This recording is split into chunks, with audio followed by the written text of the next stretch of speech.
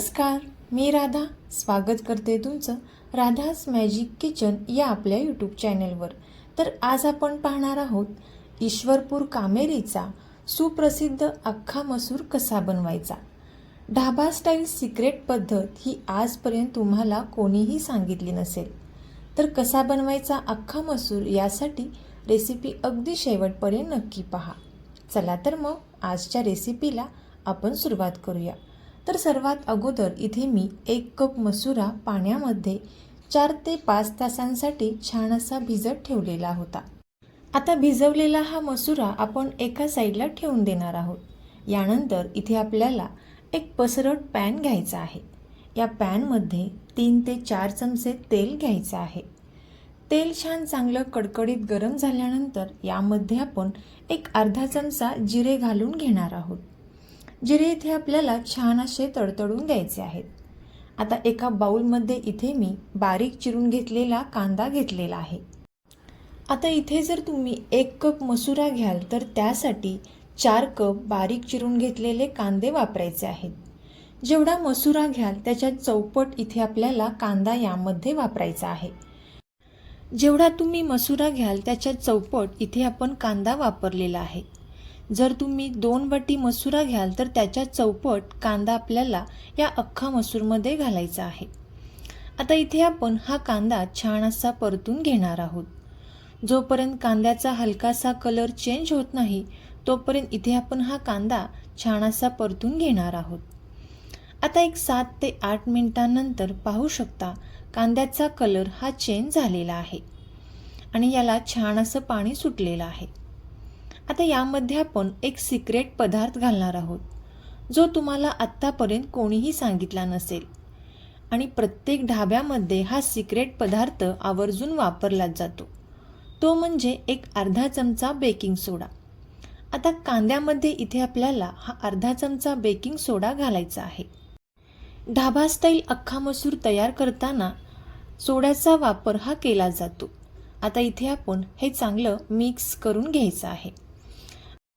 तोपर्यंत जर तुम्ही आपल्या चॅनलवरती नवीन आला असाल तर नक्कीच आपल्या चॅनलला सबस्क्राईब करा आणि सबस्क्राईबच्या पुढचे बेल आयकॉनचे बटन दाबा, जेणेकरून इथून पुढच्या छान छान रेसिपीज सर्वात अगोदर तुम्हाला पाहायला भेटतील। आता हे चांगलं मिक्स केल्यानंतर यामध्ये एक अर्धा चमचा हळद घालून घेतलेली आहे। हळद घातल्यानंतर पुन्हा एकदा आपण हे चांगलं मिक्स करून घेणार आहोत। आता हे चांगलं मिक्स केल्यानंतर पाहू शकता या पद्धतीचा हा कांदा तयार इथे झालेला आहे। थोडासा मऊसर कांदा इथे आपल्याला तयार करून घ्यायचा आहे। आता यानंतर यामध्ये आपण लाल मिरची पावडर घालून घेणार आहोत। लक्षात ठेवा अख्खा मसूर तयार करण्यासाठी इथे आपण कांदा लसूणचा वापर करणार नाही, तर फक्त लाल मिरची पावडरचा वापर इथे आपल्याला करायचा आहे। आता इथे मी 3 ते 4 चमचे लाल मिरची पावडर घातलेली आहे। इथे मी अख्खा मसूर हा तिखट केलेला आहे। तुम्ही जर तिखट जास्त खात नसाल तर 1-2 चमचे लाल मिरची पावडर यामध्ये घातली तरी सुद्धा चालेल। आता लाल मिरची पावडर घातल्यानंतर पुन्हा एकदा आपण हे चांगलं मिक्स करून घेणार आहोत। आता मंद आचेवरती इथे आपण हे चांगलं मिक्स करून घेतलेलं आहे आणि याला छान असं तेल सुटून द्यायचं आहे। तर पाहू शकता एक 3 ते 4 मिनिटांनंतर याला छान असं तेल सुटलेलं आहे। पुन्हा एकदा आपण हे चांगलं मिक्स करून घेऊयात। आता हे मिक्स केल्यानंतर आपण जो मसुरा पाण्यामध्ये छान असा भिजत ठेवलेला आहे तो संपूर्ण मसुरा इथे आपण यामध्ये घालायचा आहे। आता इथे मी यामध्ये हा मसुरा घालून घेतलेला आहे।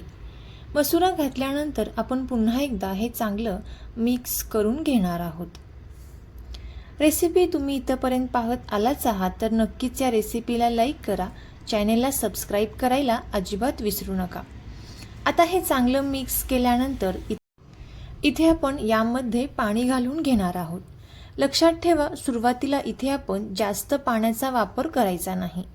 इथे मी 1 कप मसुरासाठी 1 ग्लास पाणी यामध्ये घातलेलं आहे। आता पाणी घातल्यानंतर चवीनुसार मिठाचा वापर इथे आपल्याला करायचा आहे। इथे मी एक अर्धा चमचाला थोडंसं जास्त मीठ यामध्ये घातलेलं आहे। आता मीठ घातल्यानंतर आपण हे चमच्याने चांगलं मिक्स करून घेणार आहोत. हे पाहू शकता, या पद्धतीची कन्सिस्टन्सी इथे तयार झालेली आहे. अगदी खूप पातळही नाही किंवा अगदी खूप घट्टही नाही. आता गॅसचा फ्लेम इथे आपल्याला मीडियम ठेवायचा आहे आणि याला एक चांगली उकळी येऊन द्यायची आहे. आता याला एक चांगली उकळी आल्यानंतर पुन्हा एकदा चमच्याने हे चांगलं मिक्स करायचं आहे. इथे आपण अख्खा मसूर तयार करताना अधूनमधून हे चमच्याने या पद्धतीने मिक्स करत राहणे गरजेचं आहे, जेणेकरून त्याची ग्रेव्ही जी आहे ती छान अशी तयार होते.